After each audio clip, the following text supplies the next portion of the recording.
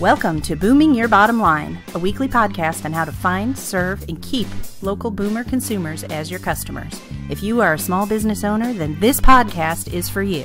Hosted by Mark Hager, CEO of Age in Place Networks, publisher of ageinplace.com, and expert consultant in the boomer consumer industry. And Aaron Murphy, architect, certified aging in place specialist, national speaker, and published author on aging in place.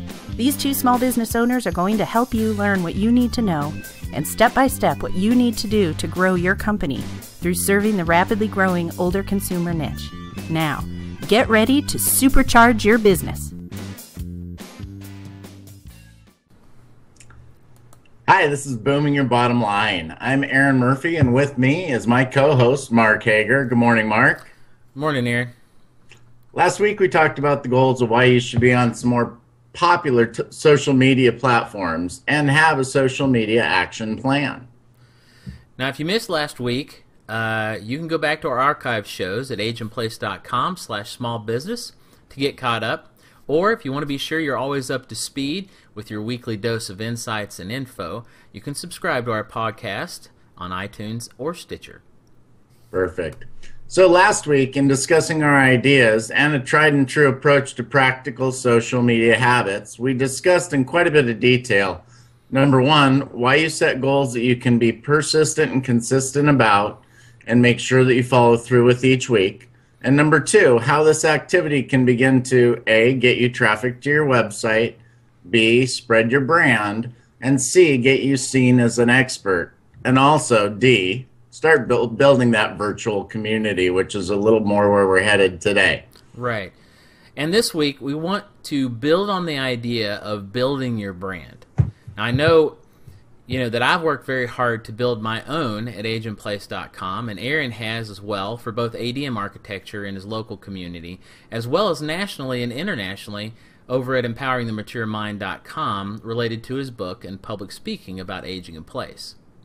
Right, very true, Mark. I know that you've been doing things to build your own expert status for over 9 years now, and I've kind of been doing it double time for the last 5 or 6. And it is paying off for sure, and the hard work shows in the results. But this is not about us, it's about you guys, the listeners, so we want to share what we know. So where do you start with all this? Step 1, the 90-second pitch. That's your elevator speech, per se. Absolutely. So why don't you elaborate on what the pitch is and how did you get it to be 90 seconds? And actually, for that fact, why should it be 90 seconds? Okay, sure. I'm happy to. I actually enjoy this part. I like networking with new people that don't know what you do for a living. It's not everyone's comfort zone, but I don't mind it. So you have 90 seconds to make a first impression, period. That's about the length of time in today's society with technology especially, where someone's going to be focused in on what they are hearing from you when they first meet you before they start losing interest or get susceptible to external distractions. Right. So what would you say? I want you to stop for a minute. Pause this if you need to. What would you say? What will you say? And right now, what do you say in that situation, in that time period? If you aren't currently thinking of an exact script in your head that's tightly rehearsed, and you've gone through this process we're about to explain, if you don't know it already, you got some work to do. Or if you do, but if you're not getting the results that you'd like from your networking opportunities when you meet new people, maybe we have some ideas that can help you hone that in with some refinement. I think we can help. Right. Well, now, whether you feel that, it's a sad state of our society, it being this way, only having, 90 seconds, it's still the truth. And, it's all you have. And you have to make it count. Now, Aaron, what are the requirements of the pitch that you make in the initial, what do you do for a living answer? What are the must-haves of the pitch for small business owners to help them be memorable, create that connection, leave their potential customers wanting more, or at least using that to build some initial rapport with them? Yeah, good question, Mark. So this response you provide as a small business owner in this first impression situation needs to pack a real punch. It needs to be sincere, informational, expose a little bit about your mission statement and also a little bit about your personality and what your personal platform and your beliefs are around why you're in business and why you care about your clients' wants, needs, fears, and that you have services or products that can solve their problems. Wow, that's a lot to put into 90 seconds. Now, how did you do that? Okay, well, rambling is a piece of cake. Trust me, I'm pretty good at it. But that's when time isn't being measured. Okay, this was a real personal challenge for me in the beginning. If I had 5 minutes, piece of cake. When I have 45 minutes on stage instead of 20, no problem. Okay, but you don't here. And therein lies the challenge. So what I want you to do first is write out your message. First, do it in full. Do the rambling part. Say all the things you want to say. I bet you come up with 500 words or about a page that first time through. That's easy. Let's start there, okay? Then the hard work is slicing and dicing it. You've got to trim it down to about 120 to 150 words, which would allow you to speak it in a good cadence with appropriate pauses for emphasis and to get that pitch into a succinct and powerful format. Then practice it. Memorize it until you can do it in your sleep, and you may find you're dreaming about it. That's okay. Yeah. This is a life of a small business owner. So it's not going to come out exactly the same every time, and that's all right, okay? But this is that important, and we need you to have it just burned in your brain so that you're always, even if it's a little different every time, hitting the main must-have type points that we referenced up above. So after that, Mark, I'm going to ask you a question. What do you think in this first impression scenario you do next? Well, I know that Lou Holtz always said you have 2 ears and 1 mouth, so you should use them proportionally. So I guess at this point, you would ask your listener a question, and then you would listen. Very good. Yep, you guessed it. Listening. In my field, they call it problem seeking, and we learn this in architecture and design. But hopefully business owners in general understand a couple of things. Not all of us know this, or if we do, we don't practice it intentionally. Right. That's very true. And the information you need to acquire that will lead to your understanding of exactly how you can help a potential new customer lies in their answers. So you have to let them talk. At this point, you continue the conversation with anything you say in response to them, leading to your ending the last sentence with an open-ended question for them. And then you listen again. It's a rinse and repeat cycle. So be sure to give them your card when you're done talking, and end with something to the effect of, let me know if there's anything I can help you blank. Whether that's help you with something, or help you do something, or help accomplish a goal that they have, expounded to you. Right. That blank is what their pain point is that you can help them solve. Yeah, and be willing to offer to help even if it doesn't benefit you. That is where trust and rapport happens. You can be a connector. You can be one phone call. Anyway, that's a great piece there to wrap that up, and that is the right way to kind of end that conversation. Mark, for our subscribers, those that have signed up at agentplace.com small business for the newsletter and stuff, I'd like to go ahead and put up a couple of audios, commercials that I used when I was doing our web and radio show here in Seattle, because it meets that 60 to 90 second mark, one for ADM and one for empowering the mature mind. I'd like to offer that to those that have subscribed with us. Is that cool? Sure, that's great. That'd be a great resource. Awesome, good. So let's move on to your personal expertise on the other side of this segment, building a list. Mark, what's that mean, and why should a business owner be caring or thinking about it? Okay, so there's an incredible opportunity for small businesses. It's a way to get potential customers to take another step towards your company, and that is email marketing. Now, excuse me, I don't dismiss it right off the bat. Email marketing is an extremely inexpensive tool for small business owners, and is one that you can start and run for $0 for a while, and get new customers in the door. Now, the $0, it doesn't take anything but your time to get it going. Okay. And more than that, email marketing works, period. It works. And if you want traffic and new customers, you can get both of them with email marketing. Now I want you to pay attention to this statement and really hear me as I repeat this. Email marketing will get you customers and get you traffic to your site. The bigger your list, the more customers and traffic you will get. Now, a lot of small business owners I've talked to, they're like, well, I don't have a list, or I only have 20 people on my list, or whatever. But you know what? That doesn't matter. Getting a list is easy. Starting it's easy, and getting more people on it is easy as you go on.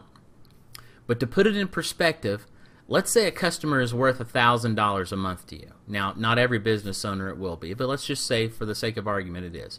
If you spent a year building your list and sending out a newsletter every month, and you only got 3 customers out of that in an entire year, you just added $36,000 to your bottom line. Good. That's almost an employee's salary. You do that over time, and you could go from 3 to 6 the next year, and it would just exponentially grow over time as you reached more and more people. So it is a very viable tool for small business owners. Now, there are nuances to email marketing that you can learn over time, but starting right now, it could really impact your revenue. Now let's just take a step back. I kind of gave the intro to email marketing. Let's just take a step back and think about what it means when someone signs up for a small business newsletter. They've essentially given you permission to talk to them. They've raised their hand and said, tell me about you and what you can do for me. They volunteered for you to give them something. Now, in today's world, that doesn't mean send them a continuous stream of marketing messages. It's just like we've been talking about in our previous episode about content. It's your opportunity to educate, enlighten, and entertain them. This is an extension of what you're already doing with your own content. Yeah, good point. Yeah, we're not teaching you how to spam. That would never work. So you're sending them information because they've raised their hand and said, yes, you can talk to me, that solves their problems, helps them understand something, broadens their horizons, enlightens, and maybe even entertains them. You get to market a little bit, but you do it softly. Exactly. So now let's think about both of the things that we've just talked about, and let's specifically the 90-second pitch. If you did that exercise and you worked on your 90-second pitch and you've got it down and you've got that firmly fixed in your mind, first, you got clarity about the message that you want to give people, okay? About your company, about what you do, and about how you can help them. Second, you formulated it in a way that you can quickly deliver it. It's effective. And third, you committed it to memory. You made it a part of who you are and what you do. Yeah. What you essentially did with that 90-second pitch is you created your value proposition, okay? That's the thing that you have to present to people anytime that you come in contact with that prospective customer. Right. You told them what you do, why, and you did it in a way that resonates with them, okay? That is exactly why we put the 90-second pitch and building the list together in an episode. Because you perfecting that pitch is going to help you build your list that you can use in your email marketing to grow your business. Brilliant, Mark. Yeah, there's a little genius for you right there, guys. How you prepare yourself and your message so you can reach more people. Yeah, and that is actually one of the difficult things about email marketing to accomplish, is getting that value proposition down so it gets people interested in what you're having to say. So what is left is getting yourself set up with an email marketing account, say maybe at MailChimp or Constant Contact or another provider. And I know that MailChimp is free up to 2,000 email addresses, so there's plenty for plenty of room for small businesses to grow there. Then you get you a sign-up box and you put it on your website to collect the email addresses so you can begin building newsletter and have a list to send it out to. Now, one great idea that I've seen people do is they get a tablet device, an iPad or some other Android tablet, and they leave that in their store. With the sign-up box, you can get an app. I know that there are apps out there that essentially all it does is you put in your email marketing provider information and get it all set up, and it just has a box up on the screen for them to put their email address in. You could even take that out with you, on sales calls or calls that you did at people's houses or places of business, depending on what you do, and get them to sign up.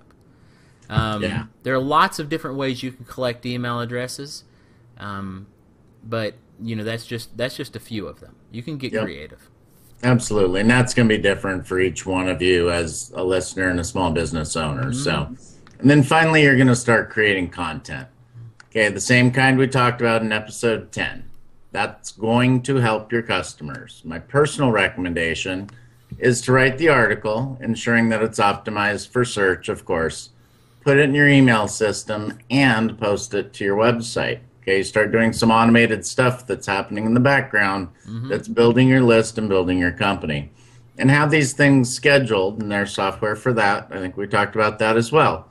Within a few minutes of each other. So you're publishing your article on your website and your newsletter's going out, and it's all fresh content. Right, and see the beauty of that, and millions of companies across the globe do this. You are posting content to your website, so that's good for your visitors. It's good for local search. It makes you look good to the search engines, and it just continues to build that platform that you have. But then you're sending that exact same article out to your newsletter subscribers who may not come to your website, who may not automatically get updates, but now they're getting your content. And, that's more exposure for you, and you're giving them something that helps them. Awesome. Now, a lot of times I talk to business owners, they're curious about what the right format is for newsletter, and lots of people stumble with this. And I'll tell you that it's kind of it's specific to the individual, what they like and don't like. Okay, some people like to have it a certain way, other people like it a different way. Personally, I've had a lot of success with sending a single, full article in a newsletter with a couple of links at the bottom of it to other stuff that's on the website. This gives the reader value. They get the full article. They don't have to just get a snippet and then have to click over. You don't make them go to the website to read the full article. Lots of people do that. I don't personally prefer that. But it also gives them opportunities to explore more of your content on your website. You could add a link down there to maybe a new service that you're offering. It doesn't really matter, but you just need to make sure that it provides value. Or you could put a small text box after the main article page, maybe with a quick bio about your company, and then have a link to the About page or the Services page or something like that. Right. The main point that I'm actually making with that is you don't want to interrupt the person's reading. All right? There are hundreds of ways to do it, and there are lots of examples that you can find online. I mean, I would suggest that you go to Google and search for something like your industry or a company type, and then the word newsletter, just to see some examples of what some other people are doing. Now, I'm going to include links in the post to the archive of newsletters for agentplace.com and for the small business. So anybody who's interested could go and have a look at the way that we format ours, and just compare those to whatever you find on your own, or if you look at the ones that we provide links to, compare those to the ideas that we've been talking about in this episode, and kind of start forming your own idea of how you would like yours to look. This is not hard. It's like a lot of other things that we've talked about. It takes a little work, but once you make it a habit, you're going to get results out of it. Yep.